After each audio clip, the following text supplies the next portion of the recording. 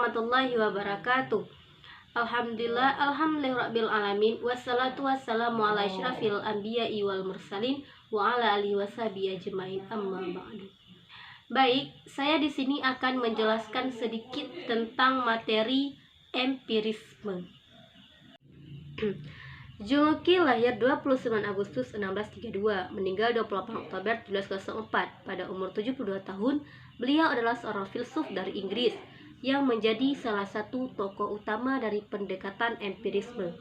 Selain itu, di dalam bidang filsafat politik juga dikenal sebagai filsuf negara liberal bersama dengan rekannya Isaac Newton. Dipandang sebagai salah satu figur terpenting di era pencerahan. Selain itu, Locke menandai lahirnya era modern dan juga era pasca Descartes-Cartesian karena pendekatan. Descartes tidak lagi menjadi satu-satunya pendekatan yang dominan dalam pendekatan filsafat waktu itu. Kemudian juga menekankan pentingnya pendekatan empiris dan juga pentingnya eksperimen-eksperimen dalam mengembangkan ilmu pengetahuan. Tulisan-tulisan tidak hanya berhubungan dengan filsafat, tetapi juga tentang pendidikan ekonomi, teologi, dan medis. Karya-karya yang terpenting adalah esai tentang pemahaman manusia, tulisan-tulisan tentang toleransi, dan tulisan tentang pemerintahan. Setelah itu ada David Hume, lahir 26 April 1711 tahun dan meninggal 25 Agustus 1776. Pada umur 65 tahun, dia adalah filosof Skotlandia, ekonom, dan sejarawan, dimasukkan sebagai salah satu figur paling penting dalam filosofi barat dan pencerahan Skotlandia. Walaupun kebanyakan ketertarikan karya berpusat pada tulisan filosofi sebagai sejarawan, dia mendapat pengakuan dan penghormatan karyanya The History of England, merupakan karya dasar dari sejarah Inggris untuk 60 atau 70 tahun sampainya.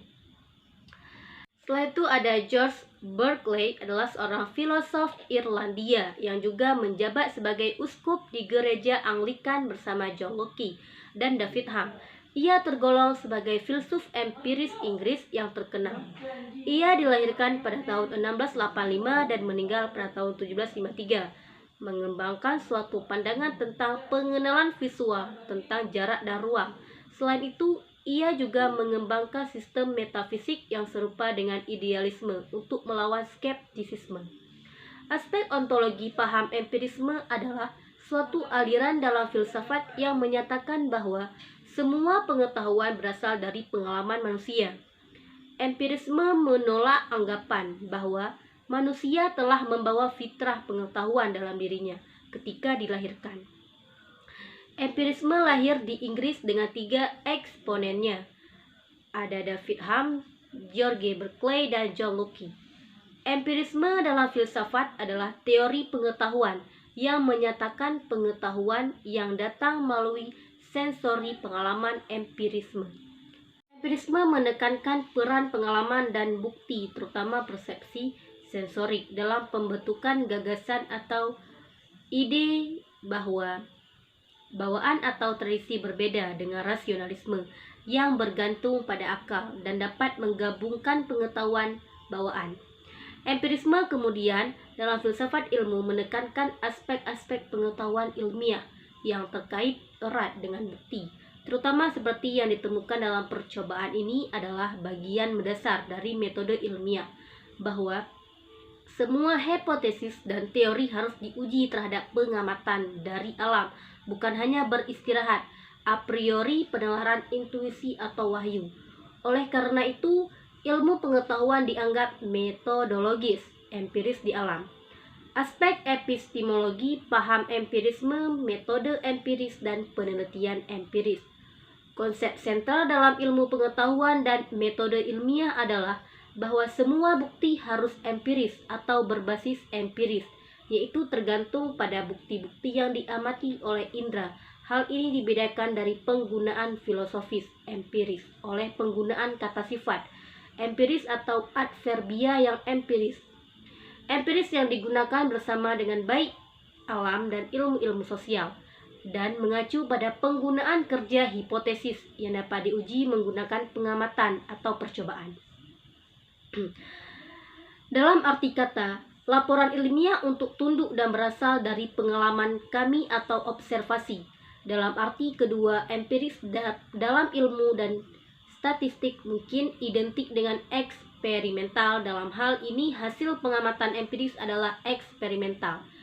Istilah empiris yang kadang-kadang digunakan untuk menggambarkan metode teoritis yang menggunakan dasar aksioma hukum ilmiah.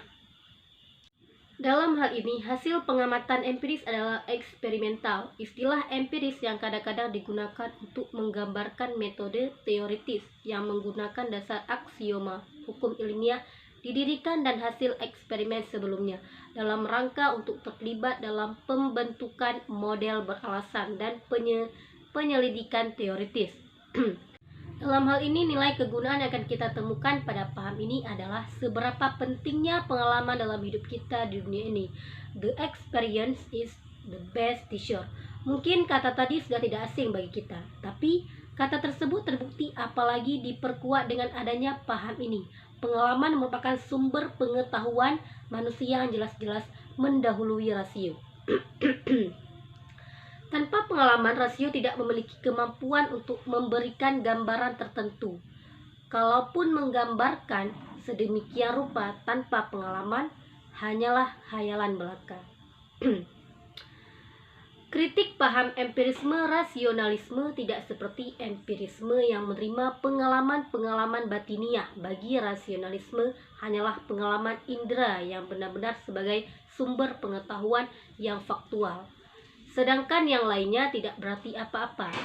Rasionalisme meragukan semua pandangan empirisme. Kritik terhadap empirisme yang diungkapkan oleh Horner dan Hahn pada tahun 1968 dalam Surya Sumantri pada tahun 1994-nya dan terdiri atas 3 bagian. Pertama, pengalaman yang merupakan dasar utama empirisme, seringkali tidak berhubungan langsung dengan kenyataan objektif. Pengalaman ternyata bukan semata-mata sebagai tanggapan panca indera saja, sebab seringkali pengalaman itu muncul yang disertai dengan penilaian titik, dengan kajian yang mendalam dan kritis. Diperoleh bahwa konsep pengalaman merupakan pengertian yang tidak tegas untuk dijadikan sebagai dasar dalam membangun suatu teori pengetahuan yang sistematis. Di samping itu, tidak jarang ditemukan bahwa hubungan berbagai fakta tidak seperti apa yang diduga sebelumnya. Di dalam empirisme, pada prinsipnya pengetahuan yang diperoleh bersifat tidak pasti. Prinsip ini sekalipun merupakan kelemahan, tapi sengaja dikembangkan dalam empirisme untuk memberikan sifat kritis ketika membangun sebuah pengetahuan ilmiah. Semua fakta yang diperlukan untuk menjawab keraguan. Keraguan harus diuji terlebih dahulu. Dewi menyebutkan bahwa hal yang paling buruk dari metode empiris adalah pengaruhnya terhadap sikap mental manusia. Beberapa bentuk mental negatif yang dapat ditimbulkan oleh metode empiris antara lain sikap kemalasan dan konservatif yang salah. Sikap mental seperti ini menurutnya lebih berbahaya daripada sekedar memberi kesimpulan yang salah. Sebagai contoh, dikatakan bahwa apabila ada suatu penarikan kesimpulan yang dibuat berdasarkan pengalaman masa lalu menyimpang dari kebiasaan, maka kesimpulan tersebut akan sangat diremehkan. Sebaliknya, apabila ada penegasan yang berhasil, maka akan sangat dibesar-besarkan. Kritik fenomenologi atas empirisme logis adalah bagaimana mungkin manusia dapat menyelidiki fakta bahasa, sedangkan realitas dunia atau sebagai realitas bahasa adalah bagian dirinya sendiri yang meninggal itu.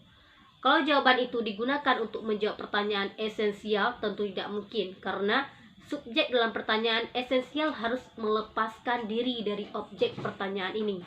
Bisa dijawab manakala manusia menyetujui atau posisi kemanunggalannya. Antara subjek dan objek jadi subjek, manusia yang angkuh objek dalam tindak epistemologis adalah tidak mungkin, apalagi dengan pendekatan analitik bahasa. yang menyelidiki realitas dunia pada fakta, bahasanya subjek dan objek, dualisme epistemologi. Baik, yang dapat saya simpulkan dari materi yang di atas tadi adalah empirisme adalah suatu aliran dalam filsafat yang menyatakan bahwa semua pengetahuan berasal dari pengalaman manusia. Empirisme menolak anggapan bahwa manusia telah membawa fitrah pengetahuan dalam dirinya ketika dilahirkan. Empirisme lahir di Inggris dengan 3 eksponennya. Yang pertama ada David Hume, George Berkeley, dan John Locke. Kelemahan dari paham ini adalah indera menipu, indera terbatas, objek menipu, objek, dan indera menipu. Jenis-jenis empirisme ada 3, yaitu empirio, kritisisme, empirisme, logis empiris, radikal tanpa pengalaman. Rasio tidak memiliki kemampuan untuk memberikan gambaran tertentu. Kalaupun menggambarkan sedemikian rupa tanpa pengalaman hanyalah khayalan belaka. Baik, hanya ini mungkin dapat saya sampaikan. Lebih dan kurang saya mohon maaf. Wabillahi taufiq wa hidayah. Wassalamualaikum warahmatullahi wabarakatuh.